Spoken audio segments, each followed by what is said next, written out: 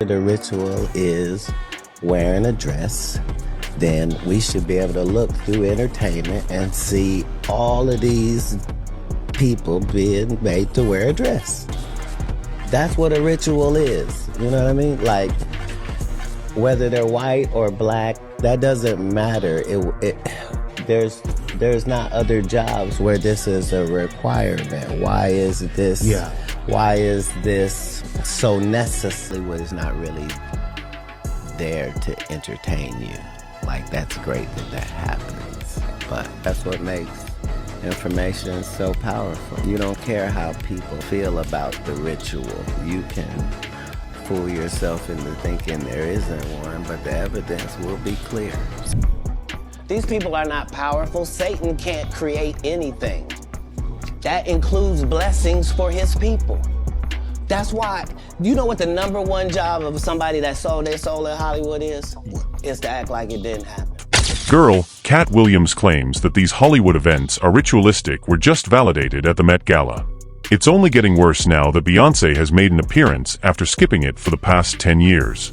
The Met Gala is meant to be a charity event, but for some strange reason, only the wealthy are permitted to attend, and cameras are not permitted at all. The public is only permitted to see the event while they are walking the red carpet. After they enter and the doors are closed, they are the only ones inside doing whatever they want. And for some reason, everyone who comes to this gathering grows larger than before. A while back, Katt Williams attempted to tell us that it was all just one big ritual, but everyone thought he was insane. As it happens, he wasn't all that insane after all. Alright, as most of you are aware, the Met Gala took place in New York a few days ago. It is always held on the first Monday of May, which coincidentally coincides with Beltane, an ancient pagan fire festival. The satanic symbols were all over our faces as usual. In fact, because Beyoncé was present, several people thought it was even worse this year. You would undoubtedly assume that this is due to security concerns if you were looking in from the outside. Insiders claim that it really has nothing to do with the reported rituals they perform each time they get together. It seems to be an initiation for those who are being invited for the first time, as well as a renewal of their oath. Now, everyone was wondering why Beyoncé, who had missed it for the previous 10 years, had decided to go this year. All of this culminates in the rituals that are purportedly carried out at the gala while the cameras are not present. Storm Monroe, a well-known YouTuber blogger, claims that Hollywood's rituals followed a hierarchical structure. Additionally, a high priestess must ordain the ceremony in order for it to take place. Apparently, Beyoncé rose to the position of high priestess in the industry, displacing Madonna. Beyonce is a witch. She's a very powerful witch. She's heavy into African spirituality. She is a daughter of, I believe, either a daughter of Oshun or Yemaya. I go back and forth. I feel like it's Oshun though, and if I got it wrong, I got it wrong. But nonetheless, she's a high-ranking witch. Madonna is a very high-ranking witch. She is a high priestess. That's just pretty much what it is. Of course, the main thing Madonna practices is Kabbalah, but then there's different versions of Kabbalah, just like there's different versions of African spirituality. But then I also believe that in addition to African spirituality, I do believe that Beyonce is into dark magic and black magic as well, her and Jay-Z. And here's the thing, anyone under the age of 18 is not permitted to attend the Met Gala.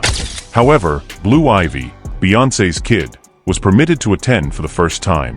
Additionally, it is purportedly because she is ready to begin her profession and is being initiated. Can we also discuss Beyoncé's appearance? It alludes to the eerie 1940s Art the Visitor, which shows Death standing at a door and ringing a bell while disguised as a stylish woman with a hat and gown. You can interpret it any way you choose, but if you are familiar with the industry, this symbology undoubtedly has a sinister undertone. These accusations sounded so absurd at first that many weren't sure how to interpret them. However, everything started to make sense when it was revealed that Beyoncé would be attending the Met for the first time in 10 years in addition to receiving a new position as a co-host. How likely is it that she will be revealed as the High Priestess? Suddenly, she is going to the Met Gala. As a co-host, she has the authority to choose who shows up and who doesn't. Guess who was fortunately left off of the invitation this year? Nicki Minaj. Keep in mind that she accused Beyoncé and Jay-Z of engaging in demonic rituals when she shared pictures of them on Twitter a few months ago. In a satanic cult, your favorite artist has been performing rituals and making sacrifices to their god. You see, you have to lose fluid all the time when your lord is Satan. The jig is up though. What's even more unsettling about Beyoncé in relation to all of this is that, only a year ago Shabuzi, one of the musicians she was pushing so hard, had his Met Gala debut, and people couldn't help but notice how dramatically he had changed. You see, he worked with Beyoncé on her album in 2024. Now, many people were still unaware of Shabuzi before to their partnership, but once the song was released, he gained widespread recognition and even a country hit single of his own. People couldn't help but notice the shift in his appearance when he was eventually invited to the Met Gala for the first time last year. They claimed that Beyoncé had introduced him to that culture and referred to his attire as a kind of humiliation ritual. Why does every black man in Hollywood get forced into feminization once they reach stardom? Mind you, the theme of the Met Gala is about black men influencing fashion, so why is he, a black man, dressed like a bohemian woman?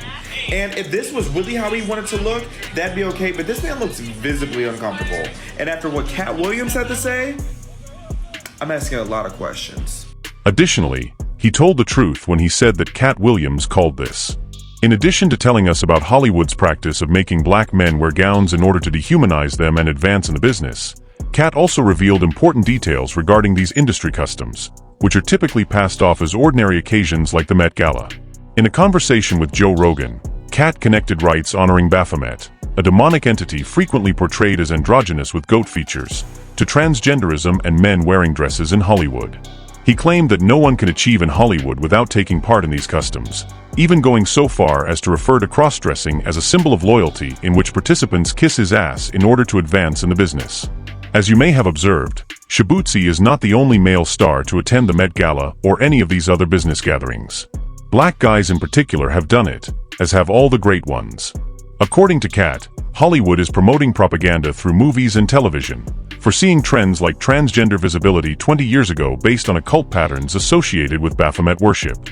Yes, until they offered him the dress and then he put it on. And what did he say after he wore it? I made my own decision. Duh.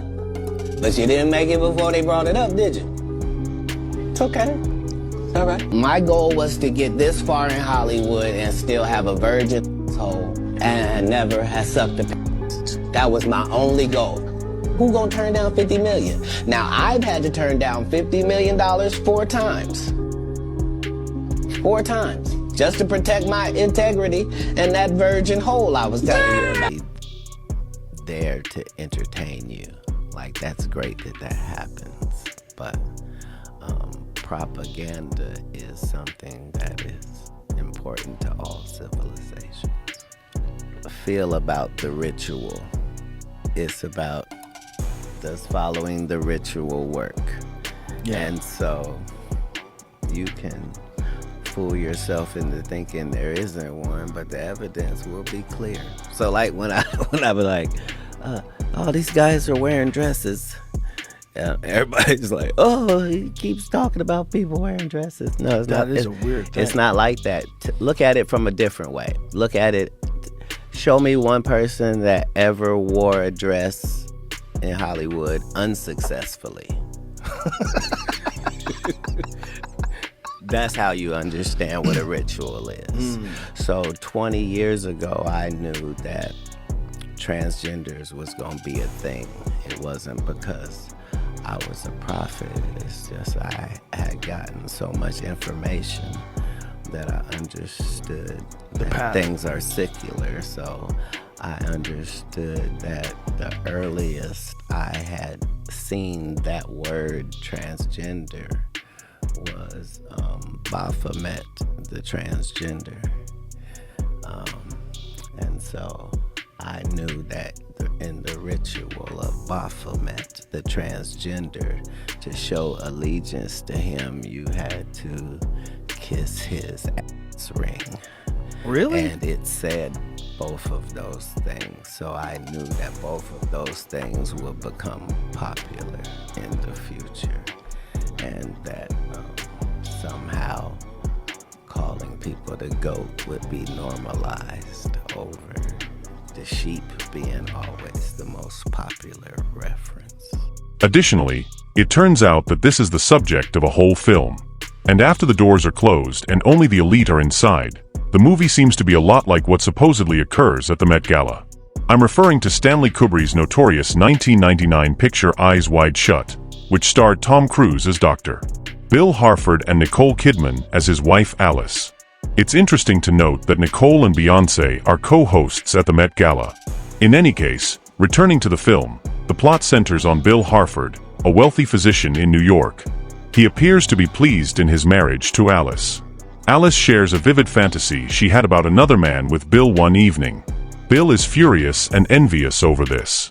After that, he wanders around the city all night. After meeting an acquaintance, he eventually manages to get into a lavish mansion party. The gathering consisted of a group of influential individuals wearing masks and experiencing ritualistic panic attacks. Participants don masks and robes. After Bill is shown to be an intruder, a woman gives her life to save him. Bad things begin to happen the following day. The man who assisted Bill in entering the party vanishes. Bill gets severe threats after the woman who helped him is discovered dead. Bill is later informed by Ziegler, a strong man, that everything was meant to frighten him and that he should forget about it. Bill and Alice reunite at the end of the film. They acknowledge that their marriage is not ideal and that they need to confront their true needs and secrets. Y'all ever watched Eyes Wide Shut? I don't know, it just feels like it wasn't just a movie, like they're trying to tell us something but in code. And the film explores secret elite gatherings, masked ceremonies, and underground exclusive circles that most people are never meant to see. Not just power, but influence, control, and silence. And what makes it even more unsettling is that the director, Stanley Kubrick, passed away 1 week after a private screening of the movie. And of course, it was by a heart attack. Now, allegedly, he was pressured to remove certain scenes and he refused. The film was released anyway, but about 20 minutes were cut, which many people believe would have fully connected the dots. Now, let's fast forward to when people talk about the Met Gala.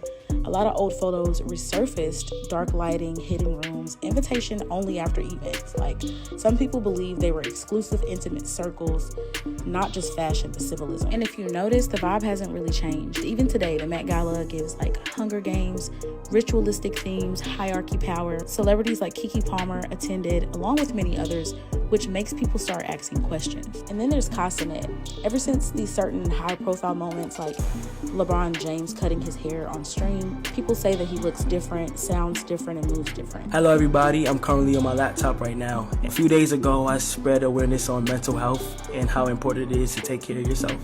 And honestly, for the past few months, I've been struggling with mental health out of self-doubt and fright of pursuing goals that I really want to achieve.